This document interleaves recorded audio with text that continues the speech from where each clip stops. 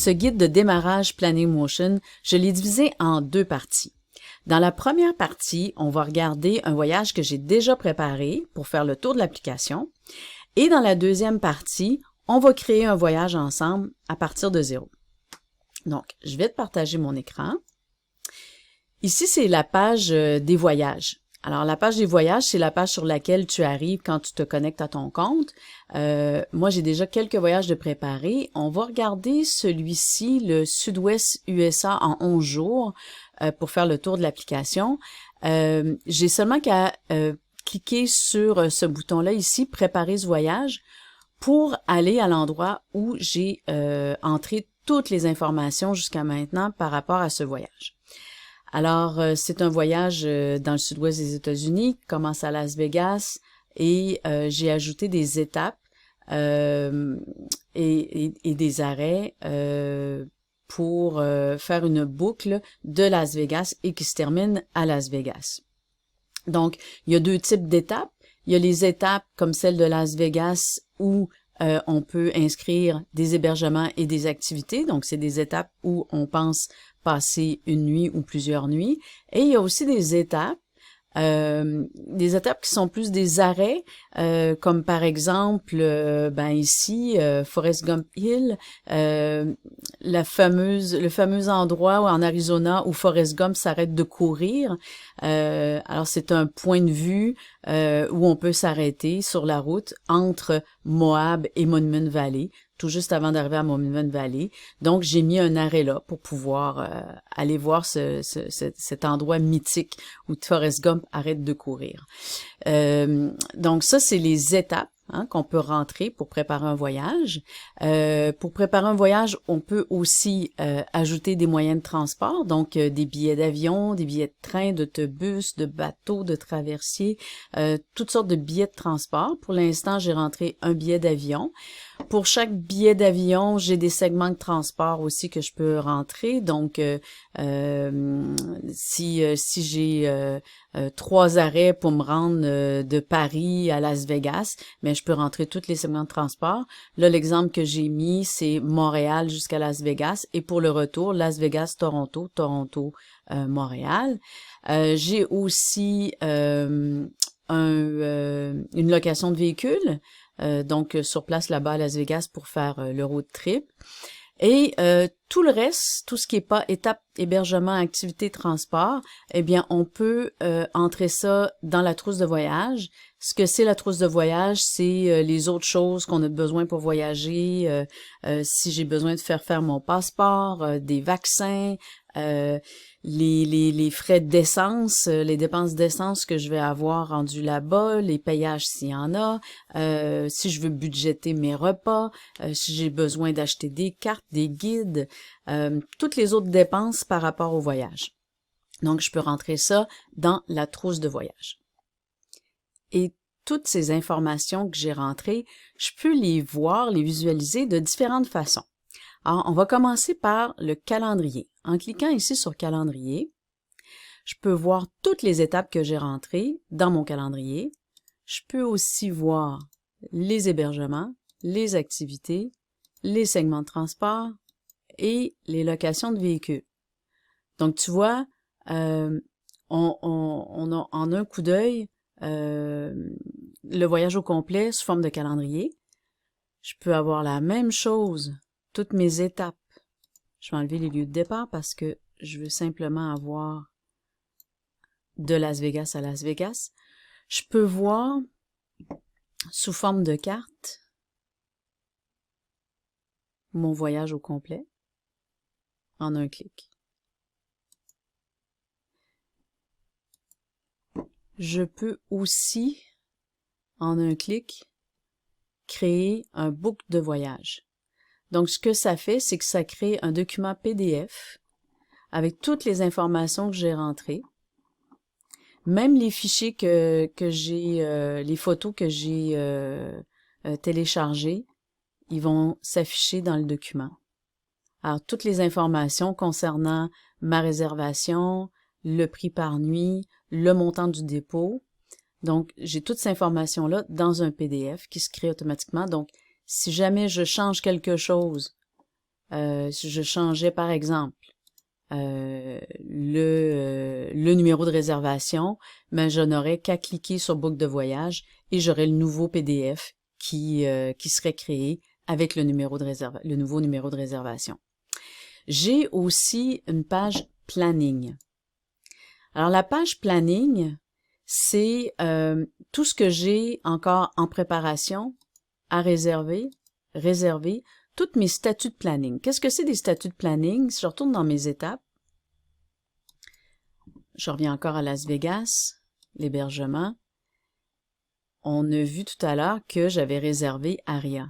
Donc, si dans le statut de planning, je m'assure d'avoir cliqué sur réserver, mais quand je vais dans planning, tout ce que j'ai de réservé va s'afficher ici. Si je vais dans les activités ici, aucune réservation pour les fontaines du Bellagio ou la visite de la Strip.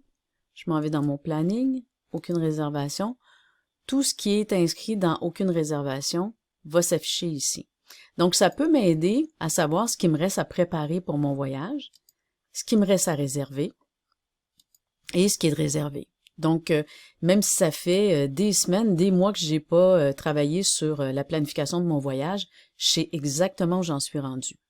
Et pour savoir où on en est rendu dans notre budget, on clique sur dépenses et sur une seule page, j'ai toutes mes dépenses de voyage rassemblées au même endroit et en plus converties dans la devise de mon choix. Donc, on a vu tout à l'heure, par exemple, dans la trousse de voyage pour les parcs nationaux, j'ai inscrit le 80$ en dollars américains. Si je m'en vais dans ma page de dépenses, ma passe pour les parcs nationaux est convertie en dollars canadiens. Si je voulais avoir toutes mes dépenses pour savoir combien ça va me coûter en dollars américains, j'ai seulement qu'à inscrire dollars américains et c'est de 80$ US. Si je veux l'avoir en euros,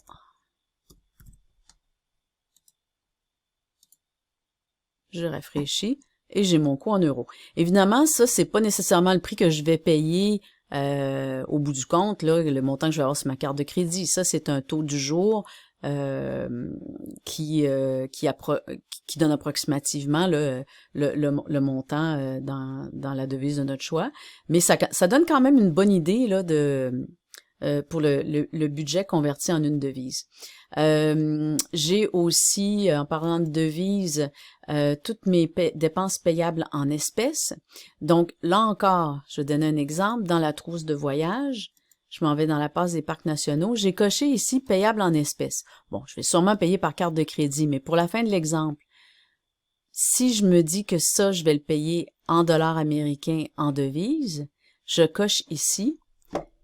Je m'en vais dans devises et j'ai ici la passe des parcs nationaux et les repas du matin que j'ai coché aussi comme étant une dépense en devises.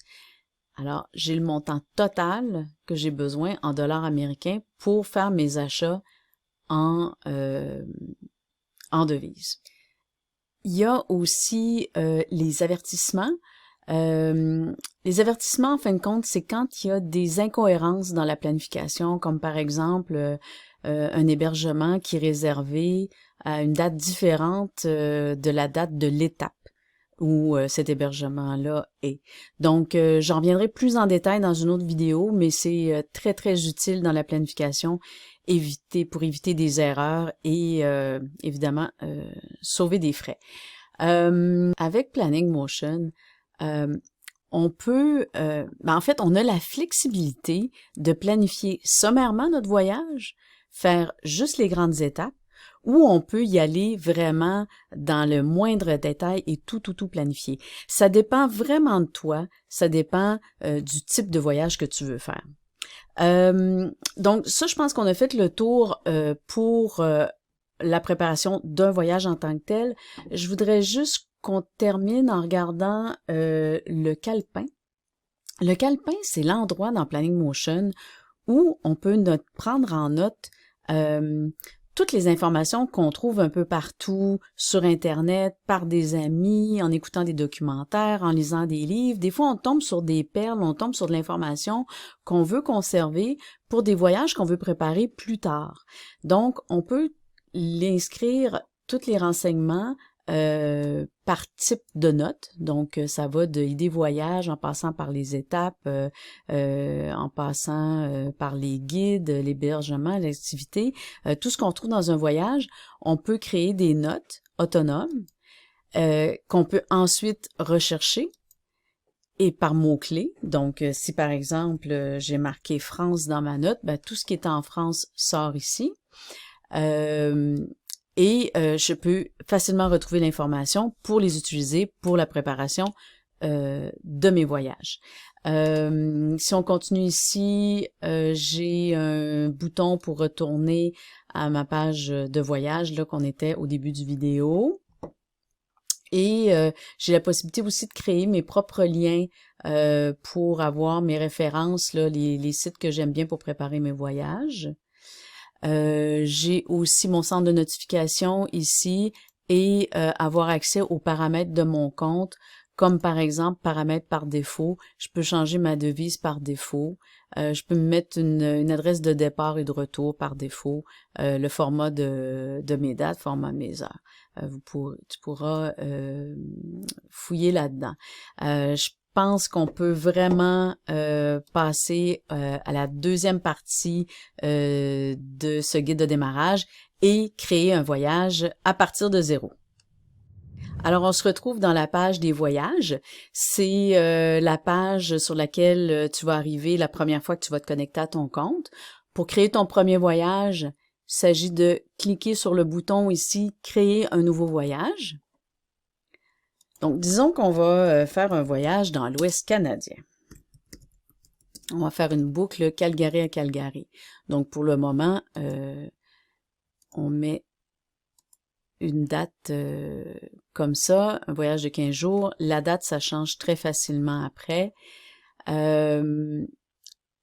Donc, un coup le voyage créé, on peut commencer à créer des étapes. Donc, on a dit qu'on commençait le voyage à Calgary.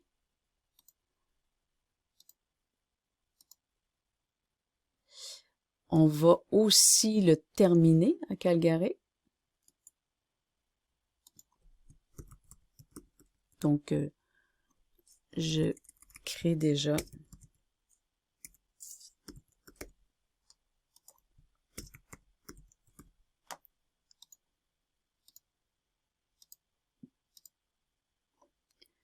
je vais venir ajouter. J'avais oublié de mettre la ville ici. C'est important pour l'affichage de la carte. Donc, je sais que ma première grande étape va être Banff, qui est pas très loin de Calgary. Et à Banff, je vais rester au moins 5 jours parce que de là, je vais pouvoir aller faire la route jusqu'à Jasper en une journée. Donc, je sauvegarde. Après Banff, on va se diriger vers la vallée de l'Okanagan. Donc, j'ai entendu parler d'un endroit qui s'appelle Vernon. Donc, j'écris juste les choses qui me viennent comme ça, les grandes lignes de mon voyage. J'y vais un peu au hasard là, sur les dates. Je vais sûrement rester 3 jours dans la vallée de l'Okanagan à cet endroit-là. Et admettons que je mets une dernière étape, c'est un endroit où il y a des hot springs à Ainsworth. Il y a R ici, si je me trompe pas. Ainsworth. Oh, je l'ai mal écrit. C'est pour ça que c'est pratique. Hot Springs Central Kootenay. Alors, c'est ça. Et puis là, je vais rester probablement seulement qu'une nuit. Alors, on va se limiter à ça pour le moment. J'ai 5 étapes de rentrée. Je vais aller voir dans le calendrier ce que ça donne. Alors, si je pense m'en aller directement de Banff à Vernon, je devrais déplacer Vernon ici. Et si après Vernon, je m'en vais direct à Ainsworth, je devrais le mettre ici. Et puis, il me restera 4 jours à compléter dans mon itinéraire. Alors, si je veux aller voir sur la carte ce que ça donne, je clique sur carte.